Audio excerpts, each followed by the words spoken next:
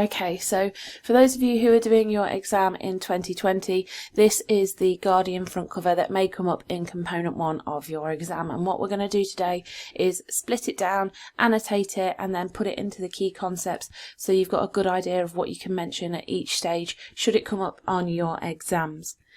So starting off then, we have intertextuality. This creates interest for the demographic because we've got iconic Star Wars images, and that's basically what intertextuality is where we use one image, source or material from one product in another, and that then acts as a wider draw for the demographic because there's something in there that they can recognise. And that fits into this regular segment of the newspaper, which is the G2 film and music. We can tell it's a regular segment because it's in the same house style of the paper, but it's also a soft news story, so this has got a lot of details that would appeal to a very wide and varied demographic, and that takes away a little bit from the seriousness that we're going to have a look at on the front page as a whole. The smiley that we've got here also provides an intertextual link, not only to emojis that we might be familiar with today, but also to the 1980s, which was the rave period where this icon sort of originates from. So that acts as part of our historical context. Now, the main part of the paper that we've got here is a mid to long shot of the boys. They are in the centre of the page grid, so if we were to split this up into rule of thirds, they would be the centre square, but you can also see just in the natural page grid of the Guardian that they are in the centre as well, and that acts as a very large draw to the audience because it's the first thing that our eyes are drawn to. They use direct mode of address in a sense. They are looking at the camera to create an emotional connection with us as a demographic. Now, they're smiling, they're dressed in Western clothes, so this subverts the sort of expected stereotype of migrants, and this is a huge link to the social political context at the time, and in a way they then stand as a representative for all migrants because this is sort of an oppositional look at the migrant crisis. Now, we've got a very dominant headline here. Now, this is a pull quote from an eyewitness. It's written in sentence case, which means it's not in all capital letters, and it provides a contrast against the usual newspaper conventions because it doesn't contain any puns, it's not in capital letters. Now, the typography that's used here is a serif font, so this signifies formality, sophistication, and it can link then to the idea that this paper is a broadsheet. And it's worthwhile mentioning that this is one of the editions from the Berliner format, so it's more, in terms of the paper's content, it's more middle market at this point, but you can see how different it is to tabloids, making it obviously more of a broadsheet style. We then have a sub-story running down the right-hand side, so this is in a column, which links to the headline, so it's on the same sort of theme, and again it's meant to make the demographic feel guilty for any sort of previous thoughts, feelings or judgments that they'd passed on the migrant crisis. The sub-stories also utilise sought-after space, so rather than leaving anything blank, it's better to fill it, and if we can fill it with relevant and related stories, then we're more likely to present a sort of unified front page here, and that acts as a further draw for audiences as well, because they feel like they're getting a lot of content for the money that they pay for this newspaper.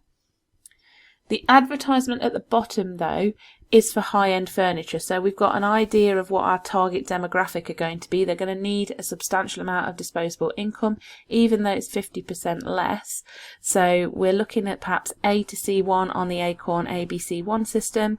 They're likely to be male, but the Guardian doesn't sort of discriminate against gender in either way, and they're probably going to be 25 to 40 due to the very high reading age of the paper.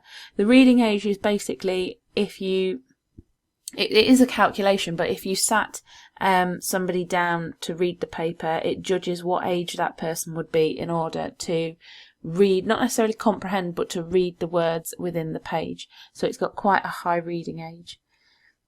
Now, the photograph is anchored with the caption, which provides a human angle to the story. So the caption tells us more about the boys, and those are things that you would see in detail if this does come up in your exam. The printout of this that you get would have the article and the sub-story printed for you, and the caption as well, so that you'd be able to quote it if you need it. It is a hard news story, so not only is it on politics, but also it's very serious because it looks at the death of the two young boys. So this places the blame of the sort of death onto European governments. We've got bulleted subheadings to give more information, and they are in the same sort of house style as we've got throughout the rest of the front page.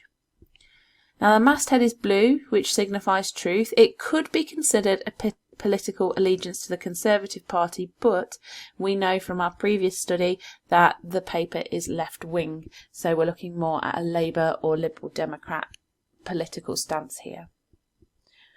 Okay, so the breakdown then, in terms of our media language, the language on the front cover is emotional, and that's really important. We need this emotional connection in order to get the audience drawn into the paper and to get them to continue reading it. And it might be that people who haven't normally picked up The Guardian pick it up in order for this story because of the emotional connection that they've made. Now, combined with this, the image of the two boys is clearly taken by a parent or a family member. So you could argue either way. You could say that it's posed because it's been taken by a family member, the boys are aware that it's happening, or you could say that it's candid because it's not got that degree of professionalism to it. But either way, it provides this level of relatability because people are likely to have done the same thing themselves, particularly if they've got families. They would have taken very similar images themselves. Now, despite the fact that it's got a blue masthead, as we've said, the paper doesn't support the Conservatives and is in fact a Labour supporter instead.